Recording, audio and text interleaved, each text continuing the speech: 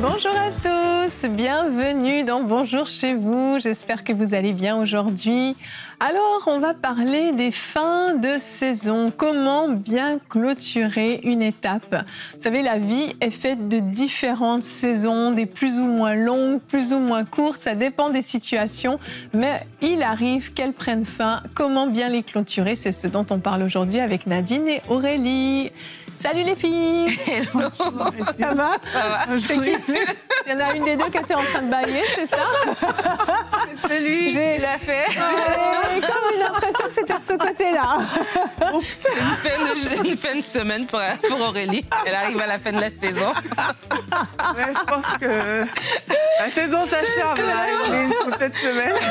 Arrivé au bout.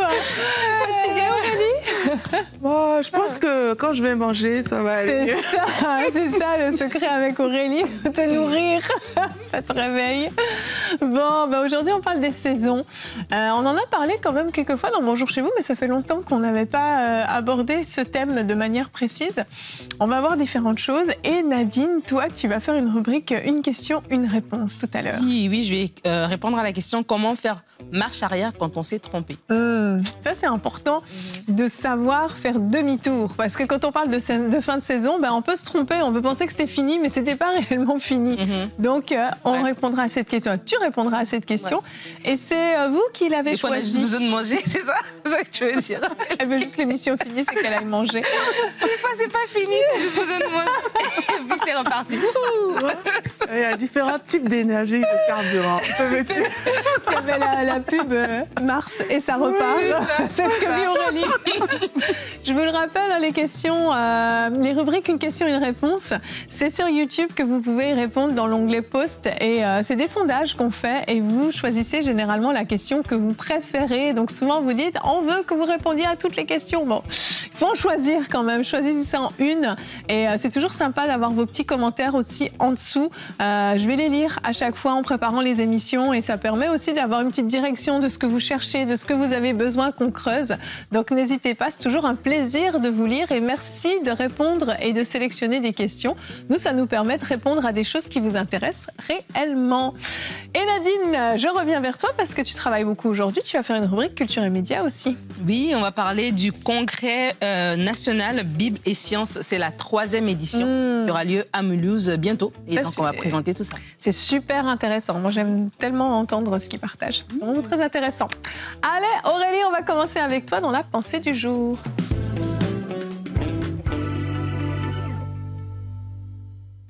Donc, pour bien clôturer une saison, il faut déjà savoir si on est arrivé à terme dans cette saison-là ou pas.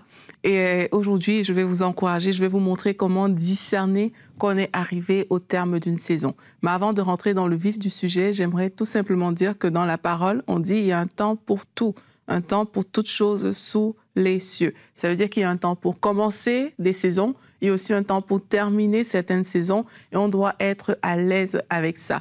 Et la Bible nous parle des fils d'Issachar dans la parole de Dieu qui savaient discerner les temps et les saisons. Ça veut dire que Dieu ne nous a pas laissés au dépourvu. Dieu a prévu que nous-mêmes, en tant qu'enfants de Dieu, on sache discerner quand il y a le temps, quand il y a une saison pour telle ou telle chose, et aussi quand une saison s'arrête tout simplement. Alors, comment discerner quand une saison tire à sa fin? Mais vous allez voir que votre témoignage intérieur va vous parler. On sait que c'est fini, même si on n'a pas forcément les mots exacts pour le dire, on sait à l'intérieur de nous que c'est le temps peut-être d'avancer, c'est le temps de passer à autre chose. Et avant, peut-être vous étiez en train de faire quelque chose et il y avait la paix. Tu le faisais, tu avais la paix, mais tout à coup, tu ressens qu'il y a une absence de paix qui est là alors que tu es en train de faire la même chose. Eh bien, pose-toi la question, est-ce que cette saison tire à sa fin? Et c'est pas forcément dans ce cas ici à cause d'une émotion ou à cause d'une situation, mais tu vois quand même que tu as perdu une certaine paix et tu ressens des restrictions intérieures. Donc là, il faut vraiment interroger son témoin intérieur. Je fais une petite parenthèse que je n'avais pas prévue, c'est qu'il y a des personnes, peut-être vous vous dites, il y a des choses que le Seigneur n'a pas prévu que ça s'arrête juste comme ça, à cause d'une émotion. Aujourd'hui, t'es marié et puis c'est la fin de la saison. Non, Dieu n'a pas prévu que les choses se passent comme ça. Donc, il faut faire aussi attention, il faut mettre des limites à tout ça. Une autre façon que tu peux discerner qu'une saison tire à sa fin, mais c'est quand les circonstances ou c'est par rapport aux circonstances ou lorsque les fruits disparaissent ou s'épuisent. On voit l'exemple dans la parole de Dieu avec Élie au torrent de Kérik. On voit que Dieu lui demande de rester là, que le corbeau va nourrir Élie, et il y a un torrent qui est là. Et à un moment, l'eau du torrent s'est juste épuisée. Et là, on voit que Dieu va donner une nouvelle instruction à Élie. Il va lui dire d'aller chez la veuve. Et parfois, en fait, vous allez voir que les situations vont vous montrer que c'est fini, en fait. La chose pour laquelle tu étais là est terminée. Et c'est le temps d'aller vers le Seigneur pour recevoir une nouvelle instruction qui va peut-être t'ouvrir la porte vers la saison future. C'est exactement ce que Élie a fait alors que l'eau s'est épuisée. Il y avait une parole que le Seigneur avait pour lui. Et quelquefois, on va vouloir insister, on va se battre pour que l'eau revienne dans le torrent, etc., au lieu d'aller juste rechercher l'instruction auprès du Seigneur. Donc, si vous voyez que les fruits des actions que vous avez entreprises sont peut-être en train de s'épuiser, vous voyez que ça n'a plus les mêmes résultats qu'auparavant, peut-être il est temps de demander une nouvelle instruction à Dieu pour entrer dans une nouvelle saison. Une autre chose également, comment savoir qu'une saison tire à sa fin, mais c'est dans la parole de Dieu et dans la prière, on le sait aussi. Et vous voyez, Daniel, par exemple, la Bible nous raconte que Daniel était en train de lire le livre de Jérémie, et alors qu'il était en train de lire le livre de Jérémie, il savait que la captivité devait faire 70 ans. Donc ça veut dire que dans la parole, et il avait été arrêté que la captivité du peuple de Dieu était 70 ans et pas plus. Et lorsqu'il a eu cette information, il a commencé à prier parce que cette saison était achevée tout simplement et tirée à son terme. Donc, il a commencé à prier par rapport à ça. Aussi, dans le Nouveau Testament, on voit comme ça qu'un jour, les disciples viennent dire à Jésus, « Ah, mais tout le monde te charge, ils veulent qu'on reste là. » Et Jésus dit, « Non, il faut aussi que j'aille prêcher l'Évangile dans les villes voisines. » Pourquoi? Parce qu'il savait que son temps était fini dans cette ville ici. Tout comme Daniel savait que la captivité s'attirait à sa fin, cette saison ne devait pas être prolongée. Jésus savait que son temps était fini, mais la Bible nous précise que Jésus, il a passé le temps longtemps dans la prière. Comment est-ce qu'il a su que pour cette ville-là, c'était terminé alors qu'il y avait encore des besoins qui étaient là? Eh bien, c'est parce qu'alors qu'il était en train de prier, le Seigneur lui a montré que c'est fini, tu dois aller ailleurs. Et je crois que la parole de Dieu et la prière vont également beaucoup nous aider à discerner que c'est la fin d'une saison. Et une dernière chose pour conclure, comment discerner si une saison tire à sa fin? Eh bien, tu auras la confirmation des personnes fiables autour de toi qui vont te le dire. La Bible dit dans Proverbe 11 au verset 14 que le salut est dans le grand nombre de conseiller. Donc, si dans ton cœur, tu ressens quelque chose, ben, Dieu peut permettre que tu aies des confirmations. N'hésite pas à demander aux gens qui t'entourent. Et même, parfois, tu vas recevoir des paroles comme ça qui viennent attester ces choses qui sont dans ton cœur. Donc, c'est autant de moyens que le Seigneur a mis à notre disposition. Ne te précipite pas pour dire qu'une saison est finie si elle n'est pas finie. Mais si une saison aussi tire à sa fin, eh ben, c'est le temps de tirer sa révérence et de faire confiance à Dieu pour la suite. C'est important ce que tu dis de ne pas se précipiter. Et parce que j'ai souvent vu quand même des situations comme ça où les gens semblent discerner un mouvement, quelque chose, c'est ça peut être un déménagement, changement d'emploi, parfois changement d'église, peu importe, changement de saison. Et tu sembles discerner, peut-être que tu as eu une ou deux confirmations qui te laissent croire que c'est bien terminé, et là tu fonces, tu penses que c'est là pour tout de suite. Mais sincèrement, moi je veux encourager tout le monde à prendre le temps de demander au Seigneur, parle-moi de manière claire. Je veux une vraie conviction, pas juste une impression, mais une conviction. C'est vraiment différent. Pourquoi? Parce que non seulement on peut se tromper, comme tu l'as dit, parfois on peut être émotionnel. C'est pas qu'on est des mauvaises personnes, qu'on n'est pas des chrétiens, qu'on n'est pas nés de nouveau, qu'on n'est pas dirigé par le Saint-Esprit, mais il y a des moments où on vit des choses difficiles, on peut vivre une émotion forte et par les émotions, on se laisse conduire. On est des êtres émotionnels et nos émotions sont pas forcément toujours fiables. Donc, de un, ça peut être émotionnel. Parfois, on peut être clairement dans une réaction. on a été blessé, on a vécu quelque chose et on est dans la réaction et on veut quitter. Et on dit, ah bah pour moi, ça c'est le signe que je dois m'en aller. Et bang, on réagit tout de suite. Dès le moment où tu vis quelque chose de fort, que ce soit positif ou négatif, c'est pas le moment de prendre des décisions parce que t'es pas forcément au neutre dans tes émotions. Et c'est pas forcément fiable. Donc, moi, j'encourage tout le monde à prendre le temps. Il n'y a pas besoin de se précipiter à acter tout de suite un changement de saison. Il y a des fois des gens, ils vont fixer, ils auront l'idée, ils auront le désir, ils vont se dire c'est bon, et ils vont tout de suite envoyer un message, un mail peut-être à leur employeur, ou ils vont écrire à leur pasteur, ou peu importe, ils vont commencer à déposer pour annuler leur bail d'appartement ou autre, immédiatement agir. Non, prenons le temps de demander des confirmations au Seigneur. Ça prend du temps, un changement de saison. Et quand Dieu te parle, ça ne veut pas dire que c'est pour demain. Ça veut dire que peut-être c'est dans un mois ou deux. Le Seigneur nous laisse le temps de nous préparer. Et je crois que ça demande énormément d'humilité. Quand on sent qu'on arrive au bout d'une saison, énormément d'humilité de se dire peut-être que je me trompe. Prenez le temps de vous dire peut-être que je me trompe. Peut-être que j'ai mal discerné, j'ai mal compris. Seigneur, viens confirmer. Je vais commencer à avancer tranquillement dans cette direction. Je vais me préparer. Mais je ne vais rien acter tant que tu n'es pas venu m'apporter vraiment une certitude, une conviction, pour éviter les dégâts, parce qu'après, on en parlera dans ta rubrique, il faut faire marche arrière, il faut faire demi-tour et c'est compliqué. Oui, et aussi, c'est pas parce que tu sais que c'est la fin d'une saison que ça veut dire claquer à la porte. Bien Comme sûr. Tu dis, quand une saison se termine, tu as le temps de conclure la saison. Et de bien conclure. C'est ça, avant de passer à autre chose, tu vois. C'est pas du jour au lendemain que tout va se faire. Et comme tu l'as aussi dit, il y a aussi des mauvaises raisons pour changer des saisons. Et c'est important de le réaliser, que tout n'est pas toujours une bonne raison. Toi, tu as parlé même la colère. Ouais. On a fait quelque chose qui m'énerve. Je change de saison. Mais non, la Bible ne nous dit pas ça. Parfois, il y a des personnes, c'est même le confort et la facilité. C'est que je vois que, mais c'est plus facile là-bas, en Exactement. fait. Et puis, du coup, comme par hasard, j'ai fini ma saison ici, il faut que j'aille là-bas. Il y a peut-être des meilleurs avantages. Ou bien, je vois peut-être une de mes amies qui ça semble fonctionner pour elle, juste parce que je l'ai observée. Moi, je veux changer de direction, tu vois. Ça, c'est pas des bonnes raisons pour changer de saison. C'est vraiment une histoire que le Seigneur te met à cœur. Et quand le Seigneur te met à cœur, personnellement, moi, je ne crois pas que le Seigneur nous met à cœur des choses pour qu'on envoie tout balader. Ben, bien sûr qu'on que vienne non. dire aux gens que, mais vraiment, vous ne me comprenez pas, et tout, etc. Moi, je ne crois pas ça. Moi, je crois que on peut vraiment bien finir quelque part. Et moi, je l'ai déjà vécu, que tu peux bien finir. Tu peux faire les choses, même si les gens autour de toi ne comprennent pas que peut-être la saison arrivait à sa fin. Et il y a une façon de faire pour bien terminer une saison en étant en paix avec tout le monde, mais en suivant cette chose que le Seigneur a mis dans ton cœur. Ouais.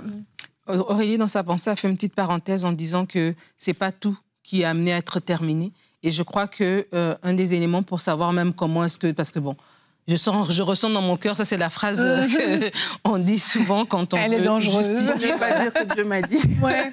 Quand on veut justifier quelque chose, c'est d'abord de savoir à l'origine, est-ce que je suis dans quelque chose qui était quelque chose de temporaire ou quelque chose de plus long. Oui. Déjà, ça va nous permettre de discerner si je suis vraiment dans un changement de saison.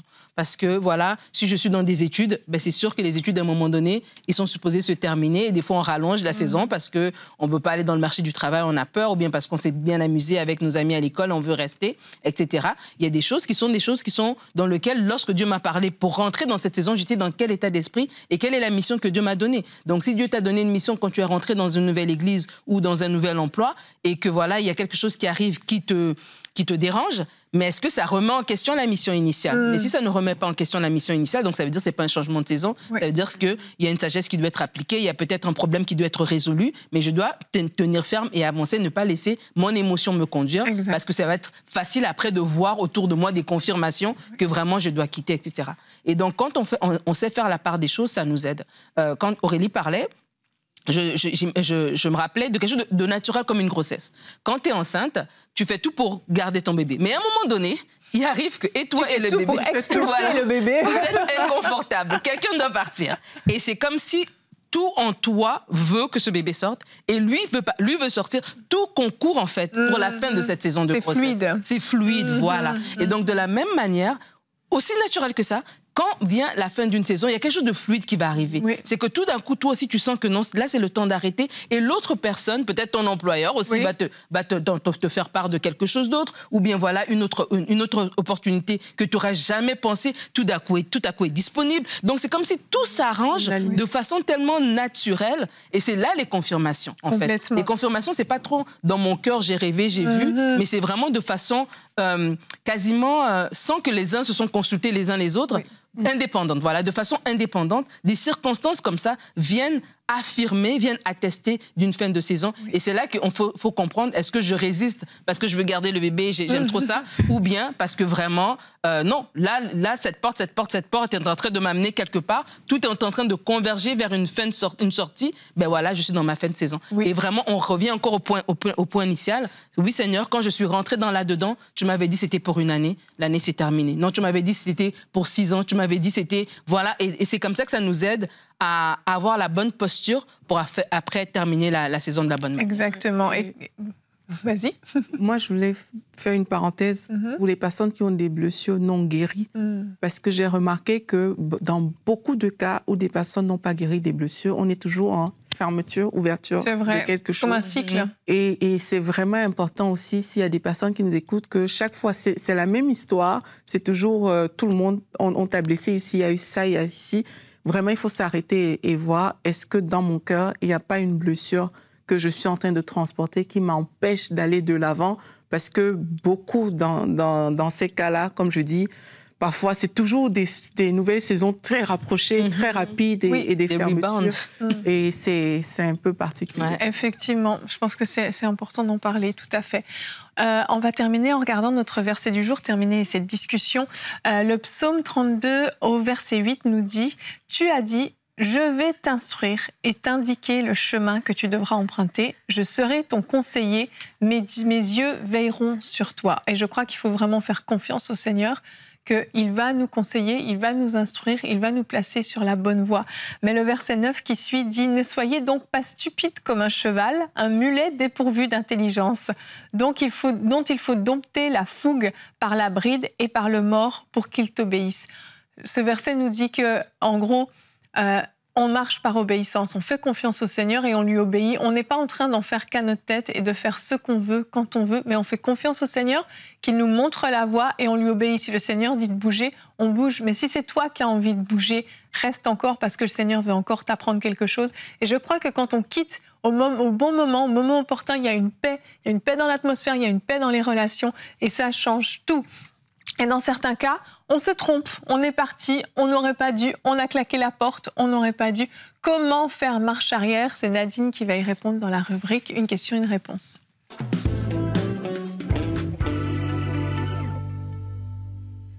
Alors, comment faire marche arrière quand on s'est trompé?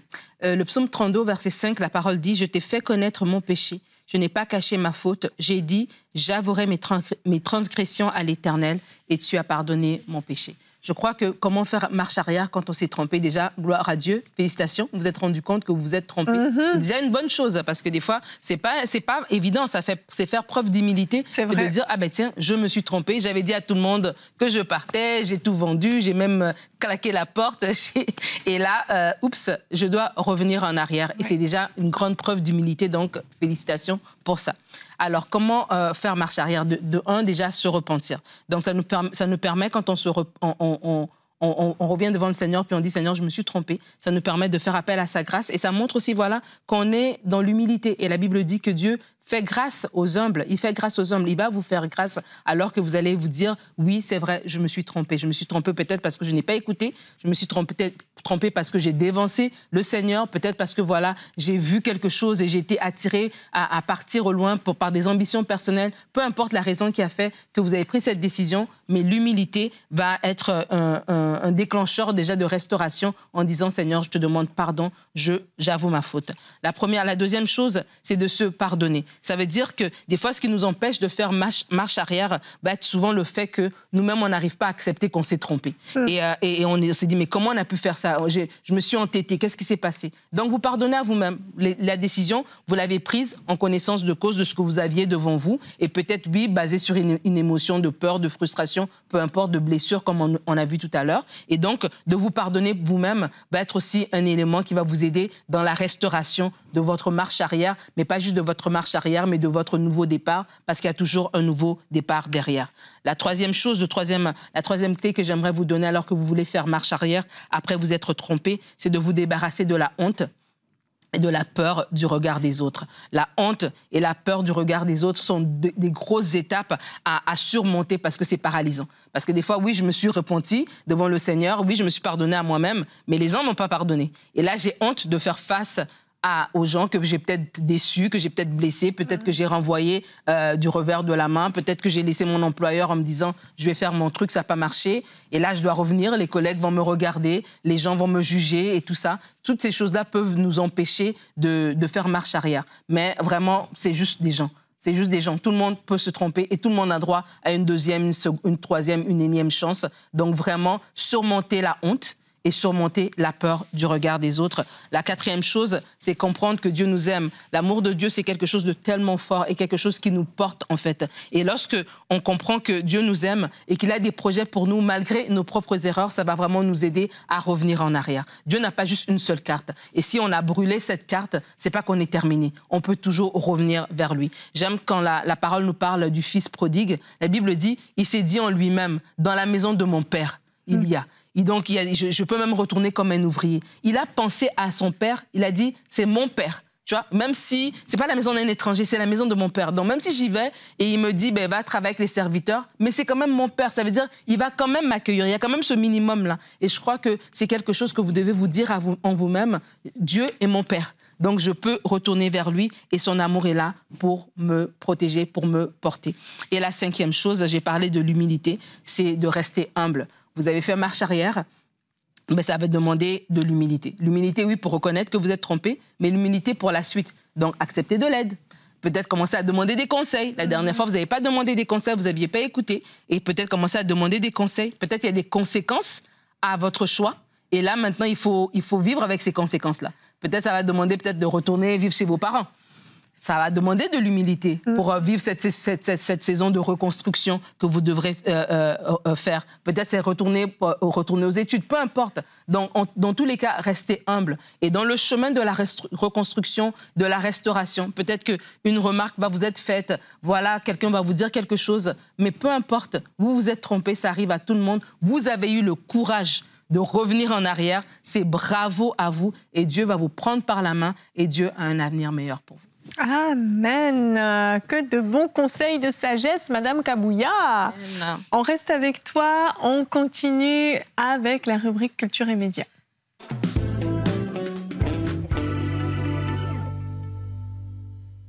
Alors, pour cette rubrique Culture et Médias, on parle science. Je ne savais pas que tu étais une scientifique, Yveline. Non, je ne suis vraiment pas une scientifique, mais je trouve super intéressant de voir comment la science prouve la Bible. Oui, c'est vrai. Ben oui, c'est vrai, tu as tout à fait raison. Et c'est pour des personnes comme toi que ce congrès est fait. C'est un culte de la science. Non. C'est pour des personnes, des intellectuels et tout ça, mais aussi pour monsieur, madame, tout le monde. Tu vois, moi, je ne suis pas une scientifique, mais ça m'intéresse ce type de sujet. Et je trouve que c'est bien, même en milieu chrétien, de ne pas juste être né dans la foi, mais notre foi aussi, elle est basée. Elle est véridique, notre foi. On n'est pas en train de croire à des choses qui n'existent pas. Et la science, cette intelligence que Dieu nous a donnée, vient aussi valider aussi ce que la Bible dit. Donc, c'était très bien. Merci. C'est pas une question piège. Merci, maman Nadine. Et j'aime bien ici à MCI, on a Stéphanie Rieder. Et Stéphanie aussi, elle a participé à ces types de congrès et elle nous parle aussi souvent de ce mélange, cette cohabitation de la Bible et de la science. Et donc, c'est pour vous parler du Congrès national Bible et Sciences 2025. C'est la 3e édition. Et si vous vous êtes déjà posé des questions, comme Yveline et moi, sur la Genèse, sur Adam, sur le déluge, etc., ces choses-là, est-ce que le récit biblique, c'est juste de la métaphore ou c'est vraiment arrivé? Mais qu'est-ce que la science dit? Est-ce que la science vient valider le récit biblique? La réponse est oui. Et il y a un congrès qui aura lieu très, très bientôt à Mulhouse, en France. Je vous laisse découvrir le teaser.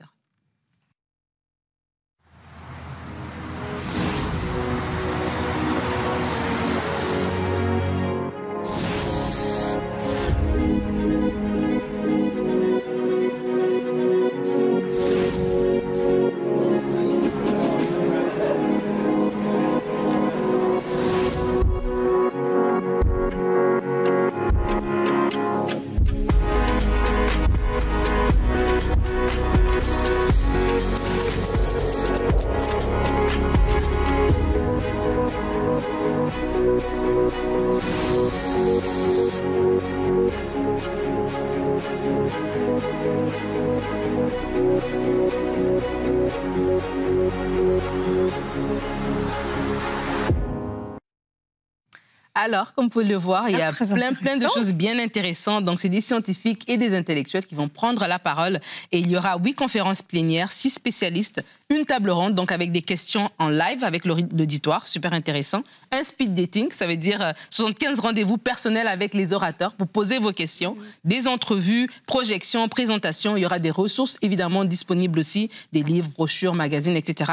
Donc, c'est vraiment une occasion unique pour consolider sa foi de façon réelle, avec vraiment des échanges très, très intéressants qui peuvent aussi nous outiller pour, quand on va au travail avec nos voisins, comment parler de façon plus assise sur les choses que la parole de Dieu nous dit déjà. Donc, pour avoir plus d'informations, vous pouvez aller sur bible-et-science.fr.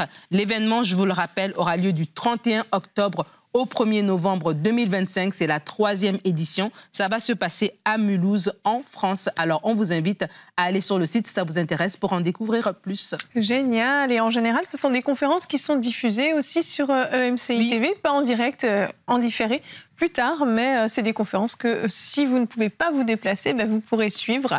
Je pense à tous ceux qui nous suivent particulièrement sur le linéaire, sur Canal+, et autres, sur satellite. Eh bien, vous aurez l'opportunité de suivre ces conférences. Merci Nadine. Et j'aimerais terminer cette émission en vous partageant un commentaire de partenaire. Vous savez, le jeudi, on aime bien vous partager les commentaires de partenaires. Et aujourd'hui, c'est Rebecca de France qui remercie toute l'équipe de MCI. Elle dit de la personne qui s'occupe de l'entretien jusqu'au visionnaire. Elle n'oublie personne. Merci Rebecca de penser à tout le monde. Vraiment que Dieu continue à vous utiliser puissamment. Vous êtes une bénédiction pour plusieurs et particulièrement dans ma vie. Dans mes moments de doute et de faiblesse, de pleurs, de cris, il y a toujours un mot pour moi de la part de Dieu au travers de vos émissions. Alors un grand merci et que Dieu vous fortifie tout un chacun et que son huile fraîche ne cesse de déborder et de couler sur chacun de vous. Merci infiniment Rebecca et merci à toute la grande famille des partenaires pour votre fidélité. Vous êtes précieux, précieux pour le royaume, précieux pour cette œuvre et on veut simplement vous dire un gros merci. Alors demain, de quoi on parle ? Eh bien demain, on va voir quand le diable attaque, tu dois contre-attaquer. On passe à l'offensive. Demain, on va vous encourager à vous lever dans la prière, à prendre autorité, à discerner quand le diable attaque. Il faut se lever. Alors à demain, merci d'avoir été avec nous et bonjour chez vous.